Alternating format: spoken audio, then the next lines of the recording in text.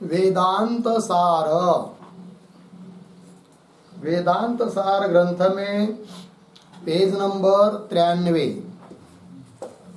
और 93 पेज के ऊपर से द्वितीय पंक्ति एक शब्द छोड़कर आया है, आभ्याम। मिला सबको? आभ्याम महाप्रपंच तदुपहित चैतन्याभ्याम तप्ताय पिंडवत् अविविक्तम सत् अनुपहितम चैतन्यम सर्वं खल्विदं ब्रह्म इति वाक्यस्य वाच्यम भवति। अर्धविराम।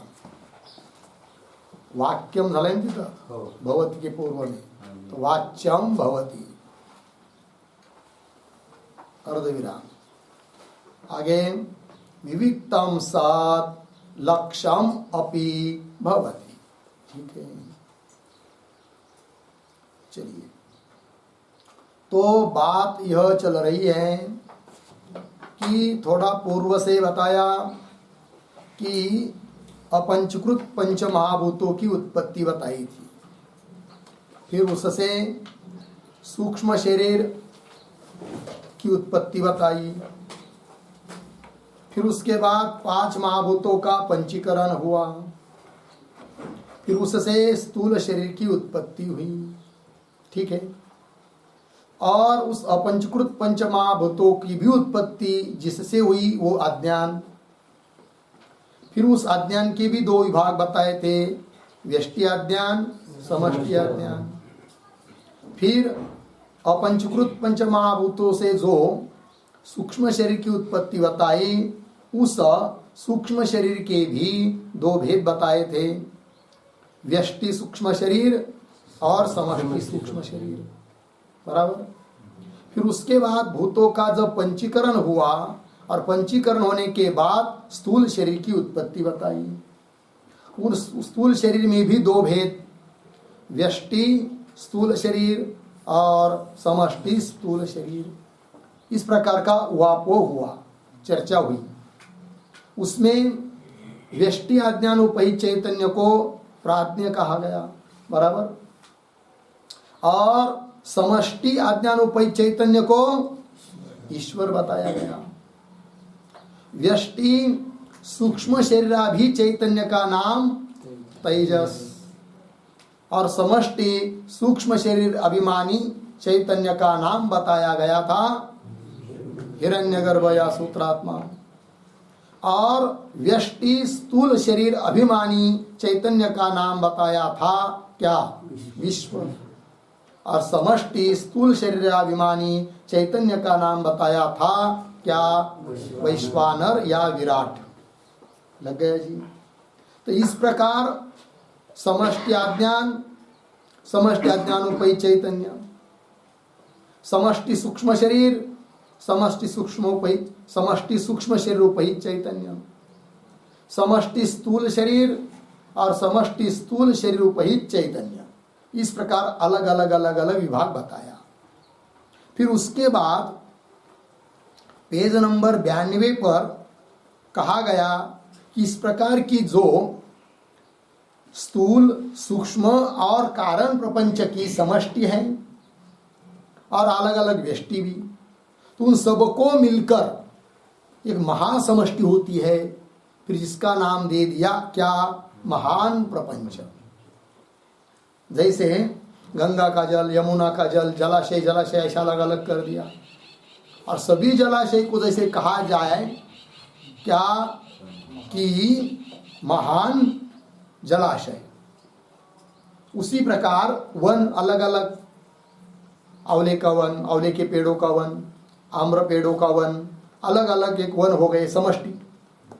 ये आम्र पेड़ की समष्टि वन, ये आंवले के पेड़ की समष्टि उनका वन, ऐसे अलग अलग वन हुए, और सभी वनों को मिलकर एक हो जाता है क्या? महावन।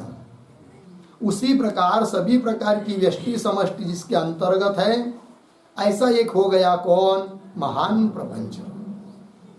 फिर वो महान प्रपंच बताया, और उस महान प्रपंच उपहित चैतन्य वो वही है जिसको अलग अलग करके बताया था। विश्व, वैश्वानर आदि है कि नहीं, ईश्वर पर्यंत जो चैतन्य बताया है वो भी सब क्या जैसे सभी वनावच्छिन्न आकाश एक है, सभी जलाशयों में प्रतिबिंबित आकाश एक है, उसी प्रकार सभी प्रकार के समष्टि प्रपंच में उपहित जो चैतन्य है वो भी क्या है, एक ही है। लग गया अर्थ। अब उस समष्टि क्या महान प्रपंच उपहित चैतन्य, उसके ऊपर ये समस्त महाप्रपंच अध्यस्त है। तो यहाँ पर दो बात हुई, एक महाप्रपंच और महाप्रपंच उपहित चैतन्य। अब ये दो है कि एक है कि वो कैसा है, तो इस बातों की चर्चा अब हो रही है। आभ्याम पंक्ति मिली, तो आभ्याम इत्यादि जो पंक्ति आ रही है उसके पूर्व में एक वाक्य लिखते हैं अवतरणिका के रूप में। चैतन्य प्रपंचयो हो भेदे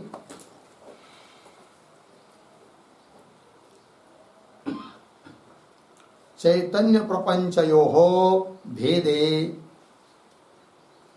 आगे उद्धरण चिन्ह में सर्वम खल्विदम ब्रह्म, सर्वम खल्विदम ब्रह्म उद्धरण चिन्ह बन, इति श्रुत्या विरोधम आशंक्य, विरोधम आशंक्य परिहरति आभ्याम इति।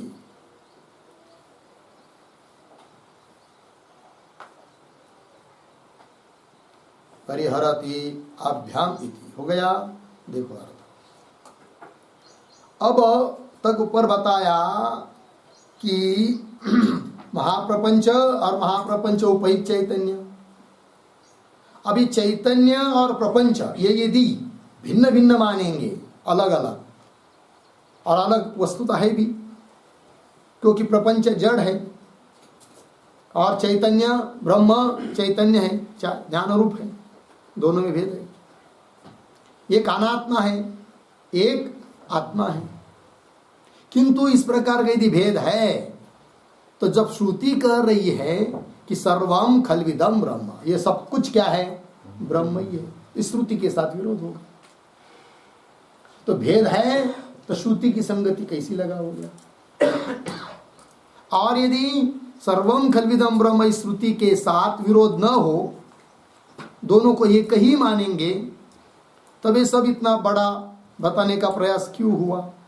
अध्यारोप, फिर उसका अपवाद, ये समस्त प्रपंच। तो ऐसी शंका बीच में मन में आ सकती है। तो शंका का परिहार करने के लिए अब ये पंक्ति आ रही है अभ्याम। क्या लिखे दिया आपको, चैतन्य प्रपंचयोः भेदे सर्वम खल्विदम ब्रह्म इति श्रुत्या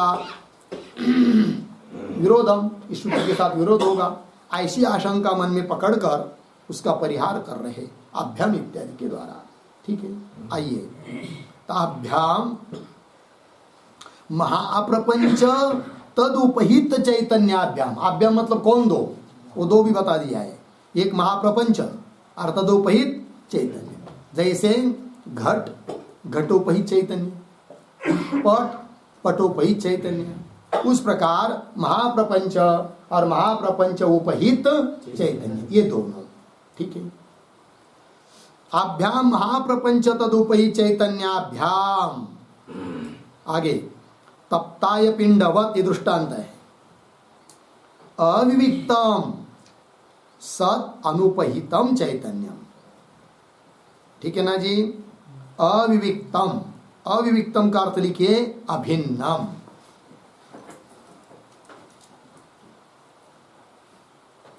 अविविक्तम का अर्थ है अभिन्नम।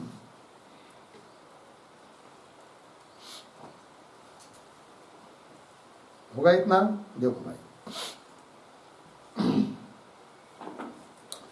सत अनुपहितम चैतन्यम, सर्वं खल्विदं ब्रह्म इति वाक्यस्य वाच्यं भवति। पंक्ति मिली, भवति। किं भवति? वाच्यं भवति। वाच्यार्थ है, किसका और कौन, ये समझना है। ठीक है। जैसे घटपद है, घटपद का वाच्य कौन? कंभुग्रीवादिमान वस्तु। कंभुग्रीवादिमान वस्तु मतलब मडका, हाँ, घट जिसमें पानी भरते कि नहीं वो घाघर, वो वस्तु क्या हुई? घट पद का वाच्य। पद लिया जैसे उदाहरण मनुष्य, एक वाच्य होता है और एक वाचक होता है, बराबर। शब्द वाचक होता है और अर्थ वाच्य होता है। जैसे शब्द लिया हम लोगों ने मनुष्य, तो मनुष्य इस शब्द का वाच्य कौन? अर्थात मनुष्य इस शब्द का अर्थ क्या हुआ? ये हाथ पैर वाली आकृति, ये वाच्य हुआ। ठीक है ना। घर, तो घर ये शब्द वाचक हुआ, और जिसमें हम लोग रहते चारों तरफ जिसकी दीवार वगैरह खिड़की दरवाजा, ये क्या हुआ? वाच्य। उसी प्रकार यहाँ पर लिखा है क्या? वाच्यम भवति। किसका वाच्य? तो वाच्यम के पूर्व में एक शब्द आया है, वाक्यस्य वाच्यम भवति। मिल गया? वाक्य का वाच्य है। कौन वाक्य?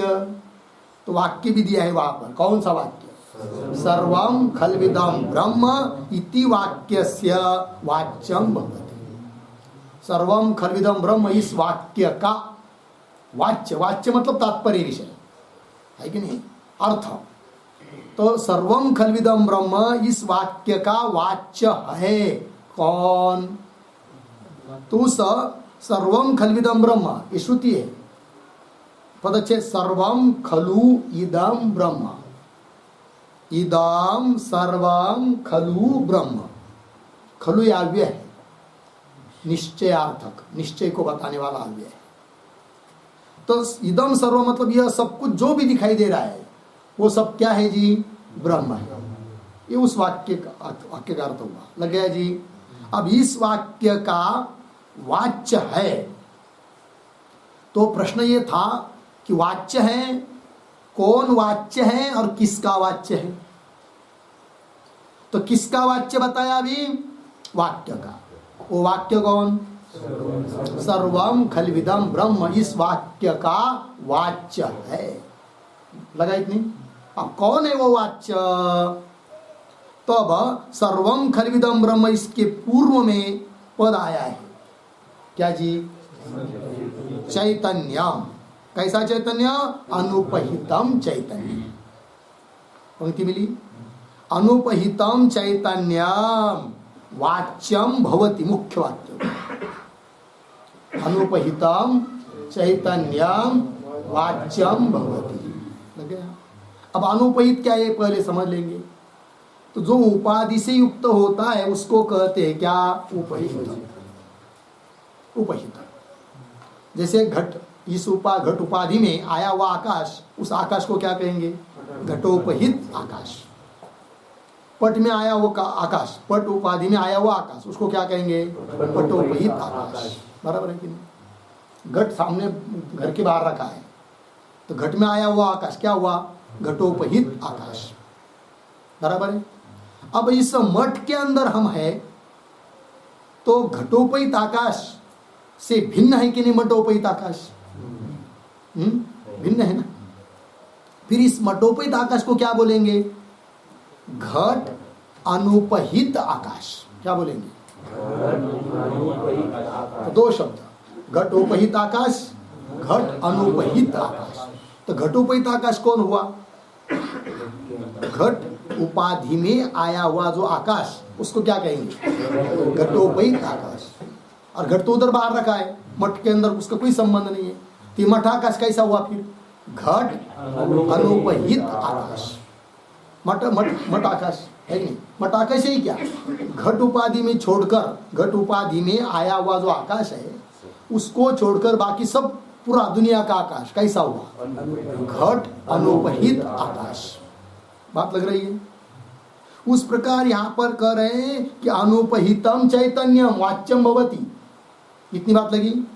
कस्य वाच्यम भवति? वाक्यस्य वाच्यम भवति। कौन हो वाक्य? सर्वं खल्विदं ब्रह्म इति वाक्यस्य वाच्यम भवति। ध्यान में आ रहा है कि नहीं बात? सर्वं खल्विदं ब्रह्म इति वाक्यस्य वाच्यम किम भवति? अनुपहितं चैतन्यम सर्वं खल्विदं ब्रह्म इति वाक्यस्य वाच्यम भवति। बात लगी? अनुपहितं चैतन्यम कस्य वाच्यम भवति? अनुपहितं चैतन्यम सर्वं खल्विदं ब्रह्म इति वाक्यस्य वाच्यम भवति। बात समझ में आ रही है? अब उपहित अनुपहित समझने के लिए हम लोगों ने दृष्टांत तो देखा, घटोपहित आकाश, घट अनुपहित आकाश, बराबर है? किंतु यहां पर जो लिखा है अनुपहितम चैतन्यम, किससे अनुपहित? ये प्रश्न है कि नहीं? किससे अनुपहित? तो उसके पीछे आया है शुरू में, आभ्याम महाप्रपंच तदुपहित चैतन्याभ्याम अनुपहितम। ध्यान में आ रही बात? क्या क्या? महाप्रपंच एक बात हुई, और महाप्रपंच उपहित चैतन्य दूसरी बात। फिर दोनों से भी अनुपहित, दोनों से भी भिन्न एक चैतन्य। जैसे उदाहरण में घट और घटोपहित आकाश, इन दोनों से भिन्न है कौन? मठ आकाश। बराबर है कि नहीं? उस प्रकार महाप्रपंच, समस्त प्रपंच, महाप्रपंच के अंतर्गत कौन कौन है, ये सब बात बता दिया पहले ही। महाप्रपंच के अंतर्गत सब कुछ प्रपंच आ गया, कोई छूटा नहीं है। लगा कि नहीं? अब उस महाप्रपंच और महाप्रपंच उपहित जो चैतन्य, उससे जो अनुपहित, उससे जो भिन्न चैतन्य है, क्योंकि चैतन्य कोई एक परिच्छिन्न वस्तु है क्या? नहीं है, वो व्यापक है। बोलेंगे महाप्रपंच भी तो व्यापक हुआ, उससे बाहर थोड़ी होगा वो चैतन्य है। वो महाप्रपंच भी लिया। महाप्रपंच मतलब चतुर्दश भुवनात्मक, ऐसे सभी जितने भी लाखों करोड़ चतुर्दश भुवनात्मक ब्रह्मांड होंगे, वो सभी आ जाते किसके अंतर्गत? महाप्रपंच के अंतर्गत। और इतना बड़ा महाप्रपंच भी उस परमात्मा के दृष्टि से कैसा है? बहुत अल्प है, परिच्छिन्न ही है।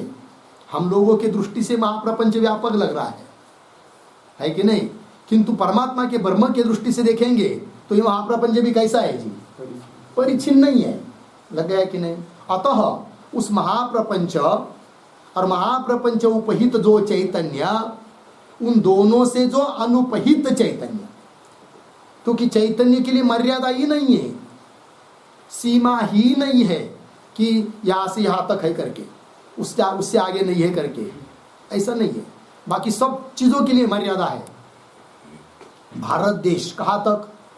बस इधर जाएंगे तो मुंबई तक, आगे समुद्र चालू हो जाता है। उधर जाएंगे जगन्नाथपुरी तक, आगे समुद्र चालू हो जाता है। फिर उधर जाएंगे तो रामेश्वर तक, आगे समुद्र।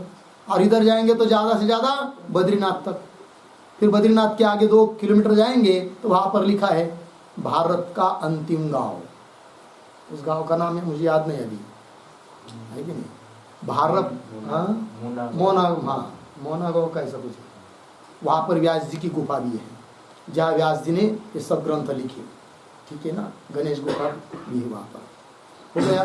भीमपुल भी एक, भीमपुल माना गाँव, अभी याद आया, माना गाँव है। लग गया जी? कहने का तात्पर्य सीमा है।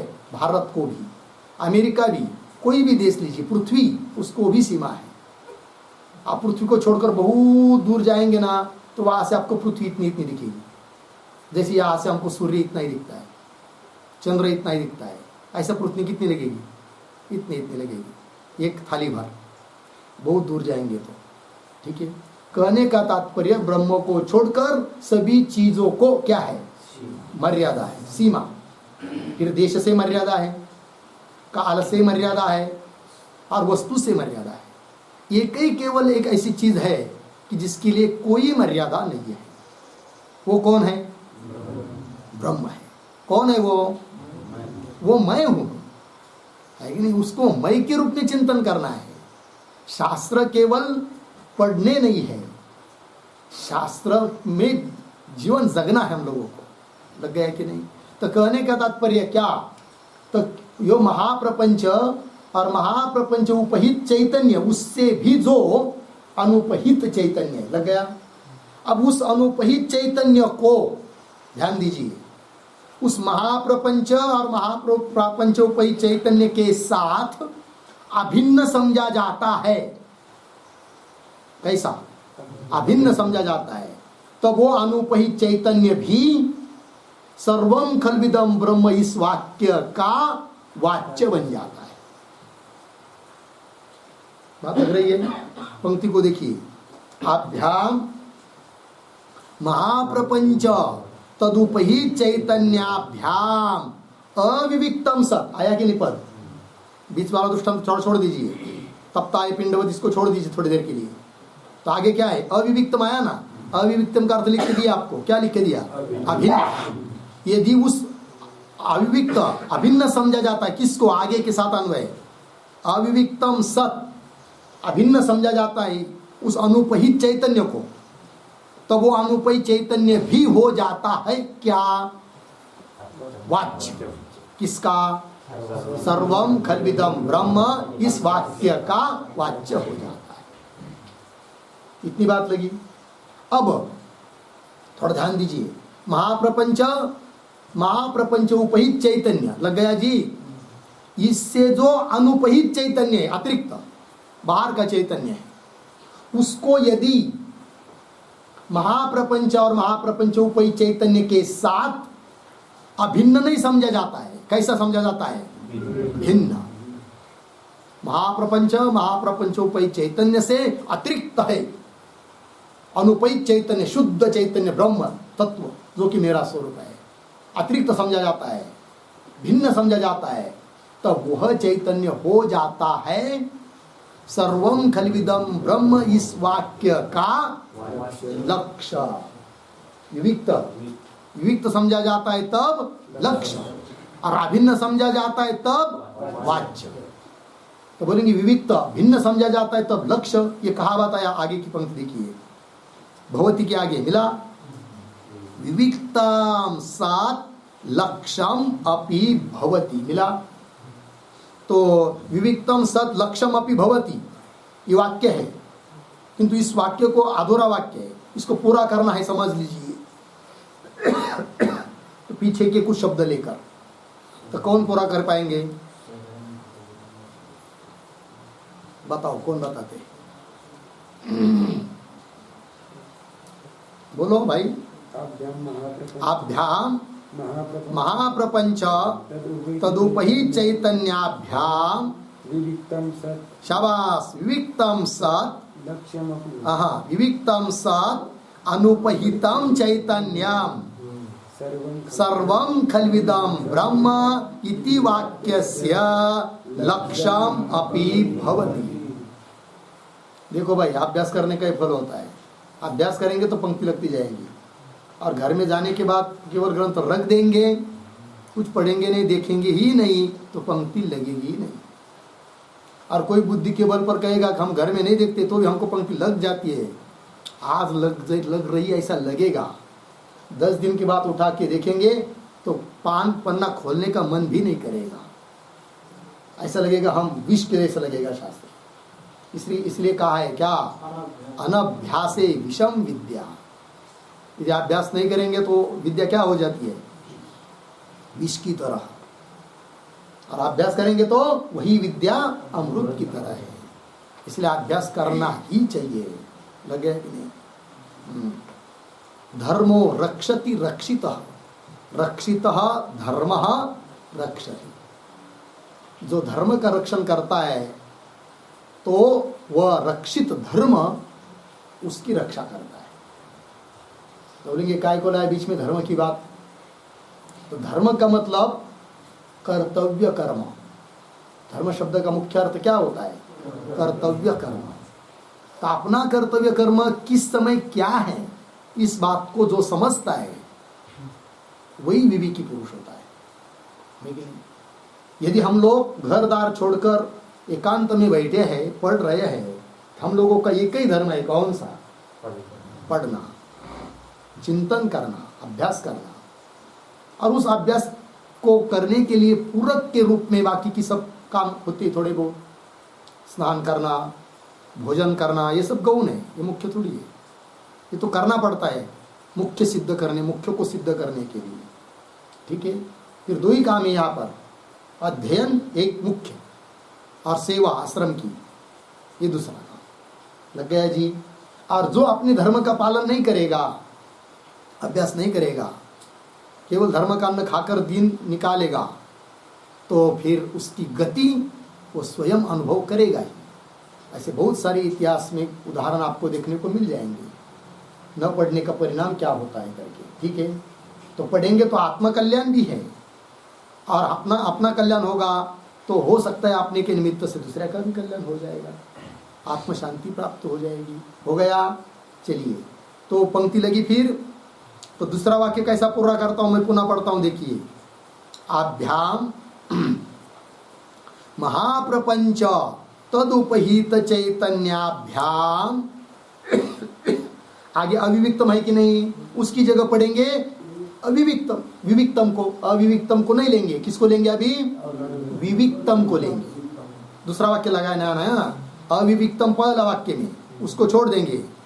हंसना नहीं भाई, पाठ में गंभीरता से पाठ चल रहा है तो गंभीरता से सुनना।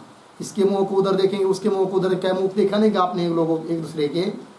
नहीं देखने हो तो बाद में फिर फोटो लेकर बैठी दिन भर 24 घंटा, है कि नहीं? पढ़ते समय पढ़ना ही चाहिए, इधर उधर ये बात नहीं। उसके बाद पढ़ने के बाद प्रेम की बात प्रेम के साथ, ठीक है? नहीं तो फिर जी ज़्यादा कोई दिखाई कोई करेगा तो बाहर बैठना पड़ेगा। पंक्ति देखिए, आभ्याम महाप्रपंच तदुपहि चैतन्याभ्याम विविक्तम, मिल गया? अभी पहले लगाया था अविविक्तम, अब क्या लगाना है? हाँ, पहले लगाया था, पहला वाक्य पूरा किया था ना भवती तक का, तब क्या था? अविविक्तम। अब क्या लेंगे?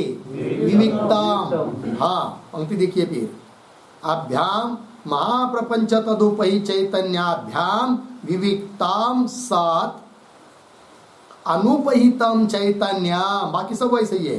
सर्वं खल्विदं ब्रह्म इति वाक्यस्य, फिर क्या आएगा? लक्ष्यम अपि भवति। ठीक है, अनुपहित चैतन्य वाच्य भी है और अनुपहित चैतन्य लक्ष्य भी है। किससे अनुपहित? ये बात स्पष्ट कर दी है। महाप्रपंच तदुपहित चैतन्य से अनुपहित चैतन्य, उसको समझा दिया है। उसको उस महाप्रपंच और तदुपहित चैतन्य के साथ अभिन्न समझेंगे तो सर्वम खल्विदम ब्रह्म इस वाक्य का वह अनुपहित चैतन्य क्या बनेगा? वाच्य बनेगा।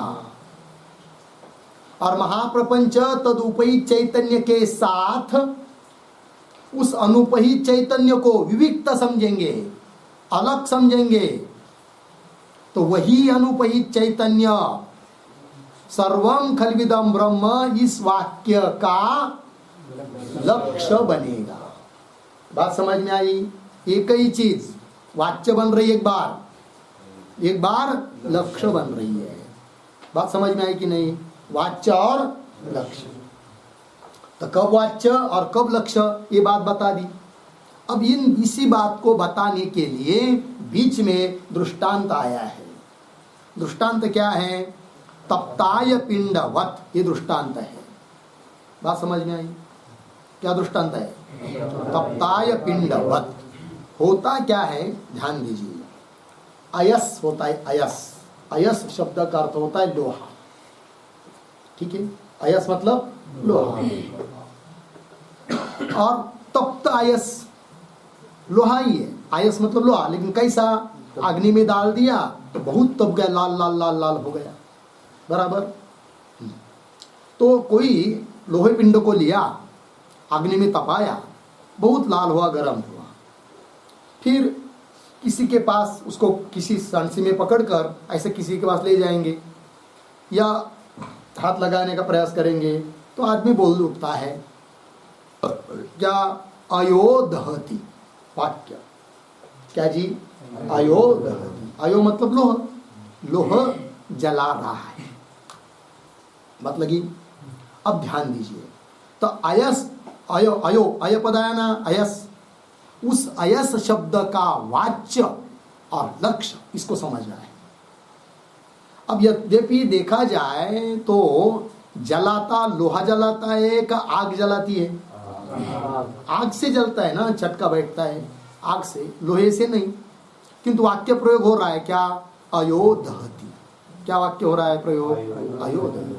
अब यहां पर अयस शब्द का अर्थ लोहा है, लग गया, और अयस शब्द का अर्थ लोहा, वो तो जलाता नहीं है, फिर कैसा? तो अयस शब्द का अर्थ अग्नि से अभिन्न अयस लेते हैं, अग्नि को अलग नहीं समझा रहे हैं। तो अग्नि और लोह पिंड दोनों एक ही है, अभिन्न है, अविविक्त है, ऐसा यदि बुद्धि में बैठा है तो अब उस अयस शब्द का वह अग्नि वाच्य हुआ। अयस शब्द का वाच्य हुआ कौन, अग्नि। वाक्य इतना ही है अयोदहति, किंतु वहां पर अयस शब्द का वाच्य अग्नि भी हो जाएगा, क्योंकि उस अग्नि को अयस के साथ अविविक्त, अभिन्न समझा गया है। लग गया है कि नहीं? तो वाच्य हुआ। और यदि कोई बुद्धिमान वहां आता है, विचार करता है कि भाई अयस लोहा थोड़ी जलाता है, किंतु ये भ्रम से बोल रहा है, क्योंकि अग्नि को लोहे के साथ अभिन्न करके बोल रहा है ये बेचारा, तो कोई बात नहीं, उसकी दृष्टि से अयस शब्द का वाच्य हो गया कौन, अग्नि। अग्नि सहित लोहा वाच्य हुआ उसके मत में, है कि नहीं? किंतु जो व्यक्ति उस अयप पिंड से अग्नि को अलग समझता है, अयस पिंड मतलब लोहा, उससे अलग समझता है किसको, अग्नि को, जो पंडित है, फिर उसके दृष्टि से अयोदहति इस वाक्य में आया हुआ पद जो अयस, उसका वाच्य केवल लोहपिंड है, और अग्नि क्या फिर, लक्ष्य। ठीक है ना? तो अयस पद का लक्ष्य हुआ अब कौन, अग्नि। कब, जब उस लोहपिंड से अग्नि को विविक्त, अलग समझा गया, तब तो वह अग्नि अयस पद का क्या बना, लक्ष्य। अलग समझा तो बात समझ में आ रही है। और उस अग्नि को उस लोहे के साथ अभिन्न समझा गया था, तब अयस शब्द का वह अग्नि क्या बना था, वाच्य बना था। पंक्ति लग रही, समझ में आया, दृष्टांत समझ में आया। उसी प्रकार जो अनुपहित चैतन्य है, शुद्ध चैतन्य, जिसकी कोई उपाधि नहीं है, उसको यदि महाप्रपंच और महाप्रपंचोपहित चैतन्य के साथ अभिन्न समझा जा रहा है, तो वह अनुपहित चैतन्य भी सर्वं खल्विदं ब्रह्म इस वाक्य का वाच्य हुआ। लग गया, वाच्यार्थ हुआ। और जब शास्त्र चिंतन करके समझ में आ गया कि महाप्रपंच और महाप्रपंचोपहित चैतन्य से अतिरिक्त ही शुद्ध चैतन्य ब्रह्म चैतन्य, लग गया। अब जब अलग समझा रहा है, समझ रहा है, विविक्त अलग समझा रहे हैं, समझ रहा है, तब सर्वं खल्विदं ब्रह्म इस वाक्य का वही अनुपहित चैतन्य क्या बना, लक्ष्य बना। बात समझ में आई? पंक्ति लगी अभी ऊपर की, तो पंक्ति को पुनः पढ़ता हूं, देखिए। आभ्याम महाप्रपंच तदुपहित चैतन्याभ्याम, लग गया, तप्ताय पिंडवत, ये दृष्टांत हुआ। तो अविविक्तम सत् अनुपहितम चैतन्यम सर्वं खल्विदं ब्रह्म इति वाक्यस्य वाच्यम भवति। मिला अर्धविराम। विविक्तम सत् लक्ष्यम अपि भवति, पूर्ण विराम। बात समझ में आ गई भाई? अब आगे चलते हैं।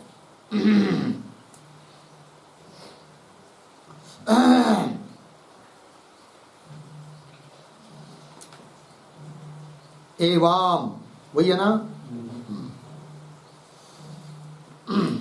तो आपके टीका में, संस्कृत टीका में इसी पेज पर नीचे से 1 2 3 4 5 6 7 8 नंबर की पंक्ति, और उसके आगे आगे आया है अंतिम में 2-3 शब्द, यथा अग्नौ मिला। उन पंक्तियों को थोड़ा पढ़ लेते हैं, यही बात बताइए और कुछ नहीं। यथा अग्नौ प्रक्षेपेण प्रदीप्त अग्निरूपताम प्राप्तेन लोहेन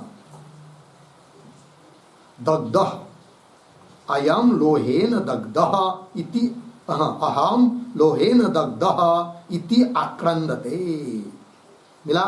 पंक्ति को देखिए। यथा उदाहरण, अग्नौ प्रक्षेपेन, अग्नि में डाल दिया है लोह पिंड को, अग्नौ प्रक्षेपेन प्रदीप्त अग्निरूपताम प्राप्तेन, प्रदीप्त अग्नि, प्रज्वलित अग्नि है और उस अग्निरूपता को प्राप्त हो चुका है कौन? लोह। ठीक है, लाल लाल लाल लाल बन गया है। तो प्राप्तेन लोहेन दग्धः, फिर लोहे से जल रहा है, फिर वाक्य प्रयोग हो रहा है, क्या है? अहम लोहेन दग्धः। अयोदहति बोला था ना मैंने, उस प्रकार मैं लोह से जल रहा हूं, जल गया हूं। इति आक्रंदते, आक्रोश कर रहा है। वस्तुतः दाहकता तु अग्नि प्रयुक्ता एवं, वस्तुतः दाहकता किसके द्वारा प्रयुक्त है? दाह किससे हो रहा है? अग्नि से। लोहे से थोड़ी दाह होता है। वस्तुतः दाहकता तु अग्नि प्रयुक्ता एवं, न लोह प्रयुक्ता, लोह से प्रयुक्त नहीं है। कौन? दाहकता। प्रत्युत उलट अग्नि संपर्केण एव अग्नि लोहयोः तादात्म्याध्यास, अग्नि का संपर्क आ गया किसके साथ? लोहे के साथ। अग्नि का संपर्क लोहे के साथ आ जाने से दोनों में तादात्म्य बन गया। तादात्म्य मतलब एक जैसे प्रतीत हो रहे, अलग अलग प्रतीत नहीं हो रहे। ये लोहा है और इसमें अग्नि है करके ऐसा अलग अलग प्रतीत नहीं हो रहा है। लोहे में प्रवेश हुआ अग्नि जो है वो।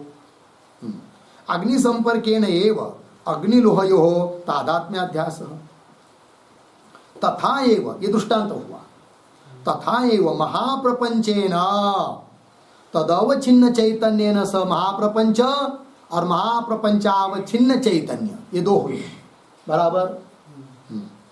यद्यपि दोनों वस्तुता भिन्न भिन्न है, लोहा अलग है, अग्नि अलग है, किंतु एक जैसा प्रतीत हो रहा है। महाप्रपंच और महाप्रपंचोपय चैतन्य वस्तुतः दोनों कैसे है? अलग अलग है, कोई संबंध नहीं है, किंतु दोनों एक जैसे प्रतीत हो रहे। जैसे हम लोगों का देह और देहोपय चैतन्य हम लोगों को अलग अलग प्रतीत होते हैं क्या? नहीं होते, है कि नहीं? लगता है यही मैं हूं, यही मेरा स्वरूप है, देह को लेकर हम बोल रहे हैं। वस्तुतः केवल देह को बोलने के लिए कहेंगे तो देह बोल पाता है क्या? चल भी नहीं पाता, बोल भी नहीं पाता, जड़ है वो, है कि नहीं? उसमें से आत्मा निकल जाए तो उसको वो स्वयं यही सड़ जाएगा, कोई उठाएगा नहीं, तो कुछ नहीं कर सकता है। किंतु चल रहा है, फिर रहा है देह, क्यों? चैतन्य के कारण लग गया कि नहीं? तो किंतु उस चैतन्य को हम अलग समझ रहे हैं क्या देह से? नहीं। क्या समझ रहे? देह और चैतन्य दोनों एक ही है। उसी प्रकार महाप्रपंच और महाप्रपंचोपय चैतन्य दोनों चीज अलग है, किंतु समझी जा रही है क्या? एक। तथैव महाप्रपंचेन तदवच्छिन्न चैतन्येन सह परस्पर तादात्म्याध्यासापन्नम, दोनों का क्या हुआ है? परस्पर तादात्म्याध्यास। तादात्म्याध्यास मतलब एक जैसी लगना, दोनों अलग अलग रूप से प्रतीत न होना। ये तादात्म्याध्यासापन्नम यद अनुपहितम चैतन्य, किंतु जो उस उपाधि से अनुपहित, उपाधि से रहित जो शुद्ध चैतन्य है, अनुपहितम चैतन्यम, शुद्ध चैतन्यम, तदेव सर्वं खल्विदं ब्रह्म, वही चैतन्य अनुपहित चैतन्य, सर्वं खल्विदं ब्रह्म इत्यस्य वाच्यार्थताम लभते, वो वाच्यार्थ बन जाता है।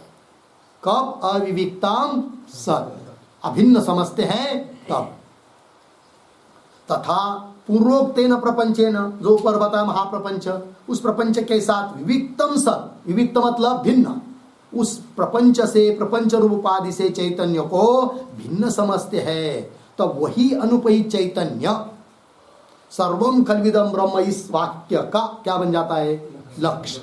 वही तथा पूर्वोक्तेन प्रपंचेन विविक्तम मतलब भिन्नम सत् तस्य महावाक्यस्य, महावाक्य शब्द से आलेंगे सर्वम खल्विदम ब्रह्म, महावाक्यस्य लक्षार्थताम लभते, लक्षार्थता को प्राप्त हो जाता है, वही अनुपहित चैतन्य। कब? विविक्तम सत्, अलग समझते हैं तब। बात लगी? आइए मूल में। एवं वस्तुनि अवस्त्वारोपः अध्यारोपः सामान्येन प्रदर्शितः। लग गया जी? एवं, एवं के पूर्व में एक छोटा वाक्य लिखिए। अध्यारोप प्रकरणम उपसंहरति।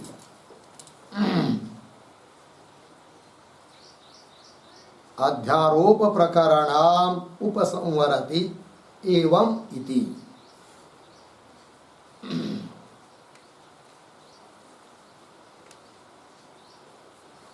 ठीक है, अध्यारोप प्रकरण का उपसंहार कर रहे हैं एवं इत्यादि पंक्ति के द्वारा। शुरू से बहुत पहले चालू किया था ना, अध्यारोप अपवाद, फिर अध्यारोप क्या है वो बताया था, है कि नहीं? वस्तु क्या है वो बताई, अवस्तु बताई थी, वस्तु बताई थी क्या? चैतन्य, और अवस्तु माया और माया कार्य समस्त जड़ जगत अवस्तु। फिर वस्तु में अवस्तु का जो होता है वो क्या? आरोप, अध्यारोप। वस्तुनि अवस्तु,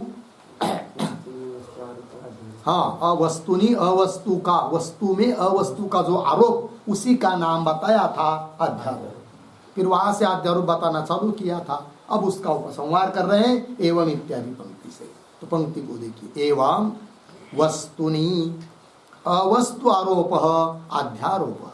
वस्तु में, वस्तु मतलब चैतन्य में, अवस्तु का अर्थात जड़ ये समस्त प्रपंच का जो आरोप अर्थात अध्यारोप बताया, है कि नहीं? अध्यारोप सामान्येन प्रदर्शित, सामान्येन, सामान्येन शब्द का अर्थ लिखिए संक्षेपेन,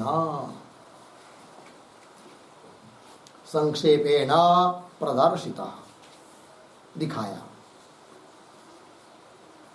वस्तु में अर्थात चैतन्य में, अवस्तु अर्थात समस्त जड़ जगत का, आरोप अर्थात अध्यारोप संक्षेप में बताया, उसका निरूपण किया।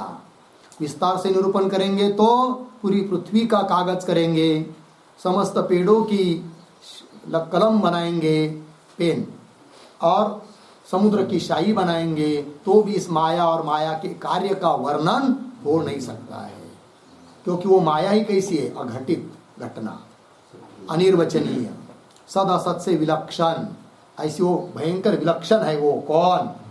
माया। उसका वर्णन कर नहीं सकते हैं, उसका केवल हम लोग बात कर सकते हैं विचार से, और बात करना ही, करने में ही पुरुषार्थ है। लग गया जी? चलिए, बात करना मतलब क्या? प्रपंच, माया और माया के कार्य का बात करना। बात करना मतलब क्या? उसके बारे में मिथ्यात्व का निश्चय करना है कि नहीं? और माया और माया का कार्य मिथ्या है, तो मिथ्या वस्तु के लिए कोई अधिष्ठान अवश्य होता है। तो कौन है वो अधिष्ठान? जो अधिष्ठान है वो सत है, वो चैतन्य है, वो आनंद घन है, ज्ञान स्वरूप है, अखंड एक रस है, उसमें तिल मात्र भी भेद नहीं है, और वो चैतन्य ही है। कौन? मैं, ब्रह्म। ठीक है ना? तो देह के साथ चिपका हुआ जो मैं है कि नहीं, मैं देवदत्त हूँ, मैं यज्ञदत्त हूँ, मैं अमुक हूँ, मैं तमुक हूँ करके उस मैं का बात कर देना है, वो मैं नहीं हूँ। फिर मैं कौन हूँ? शुद्ध चैतन्य जो है ब्रह्म तत्व, वो मैं हूँ, उसमें मैं बुद्धि करनी है। अब वो मैं कैसा हूँ? फिर व्यापक हूँ, सच्चिदानंद घन, अखंड एक रस हूँ, अनादि अनंत हूँ, न मेरा कभी जन्म है न मेरा कभी मृत्यु है, जन्म मृत्यु से अतीत मैं हूँ। फिर ये देह तो बहुत बार ऐसे आते हैं जाते हैं, ऐसे चित्रपट लगाया रहता है कि नहीं? उस चित्रपट पर पट तो ऐसा ही है, स्थित, स्थायी, उस पर चित्र आता है जाता है, आता है जाता है। कभी रेलगाड़ी चलती है कि नहीं, कभी समुद्र कभी नदी बहती है, कभी समुद्र दिखता है कि नहीं, कभी प्रकाश तो कभी अंधार दिखता है। कहाँ पर? पट के ऊपर। देखा है कि नहीं कभी चित्रपट? पट देखा है कि नहीं? तो आप जाएंगे ना, कौन हॉल, पिक्चर हॉल बोलते हैं ना उसको, टॉकीज क्या बोलते हो, सिनेमा हॉल, वहां जाएंगे नहीं, बहुत बड़ा पर्दा लगा रहता है, ठीक है ना, और पीछे से फोकस आता है और उस पर्दे के ऊपर वो सब चित्र दिखते हैं। देखने वाले को लगता है सब सच है, वो रोता भी है हंसता भी है, किंतु वस्तुतः देखा जाए तो सच एक ही वहां पर। वो कौन है? पर्दा है कि नहीं। पूर्व के जमाने में गांव में आते थे वो, है कि नहीं, गांव में आते थे और फिर बहुत बड़ा ऐसा मैदान देखकर फिर पर्दा लगाते थे चारों तरफ से, कंपाउंड जैसा, फिर बीच में एक गेट और गेट के बाहर टिकट घर, फिर टिकट निकालना 2 रुपए का टिकट उस समय। हाँ, फिर लोग गांव के सब जाते थे वहाँ देखने के लिए, रात में 9 से 12। फिर गए, अंदर भर गया, फिर वो जब पूरा भर जाता है, समझ में आ जाता है उन लोगों को कि अब कोई आने वाला नहीं है, तब वो सभी चारों ओर के पर्दा ऊपर कर देते थे, तब आधा चित्रपट हो चुका रहता था। फिर अंदर लोग बैठकर उस पट के ऊपर देखते हैं, है कि नहीं। और बड़े सिटी में तो वो तो हॉल बने हुए रहते पक्के मजबूत, ठीक है कि नहीं। तो वो कहने का तात्पर्य वहां पर स्थायी वस्तु एक है, वो कौन? पट है। और उस पट के ऊपर बहुत सारी चीज आती है जाती है, आती है जाती है, दिखती है, कभी कुछ तो दिखता है कि नहीं। अब समझ लीजिए आपके पास कोई छोटा बच्चा साथ में आप लेके गए हैं और उसको आपने घर में बताया है कि वो पट पर जो दिखता है ना वो मिथ्या होता है, वो पट सच्चा होता है। वो बच्चा तो बहुत बड़ा बुद्धिमान, जब वहाँ चित्रपट हॉल में गया पिताजी के साथ, तब पिताजी को पूछने लगा, पिताजी सब चित्र दिख रहे, पट तो दिखाई नहीं दे रहा है, बताओ पट क्या है। अब पट को समझाना है, और पट दिख रहा है पर दिख भी नहीं रहा है, दिख भी रहा है वस्तुतः देखा जाए तो कौन? पट, क्योंकि पट के बिना ये चित्र ही नहीं दिखेंगे। पट तो है वहां, किंतु उसको समझाना बहुत कठिन बात है।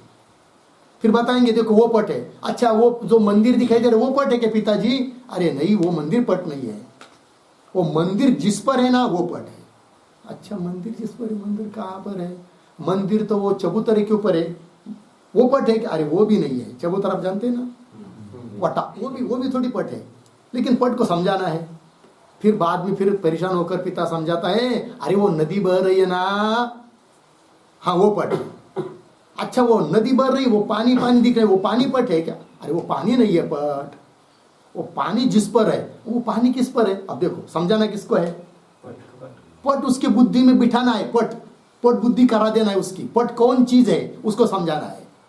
दिख रहा है नहीं भी दिख रहा है, क्योंकि दिख रहा है क्या? सब चित्र, और पट के बिना दिखते नहीं है। और समझाना किसको है?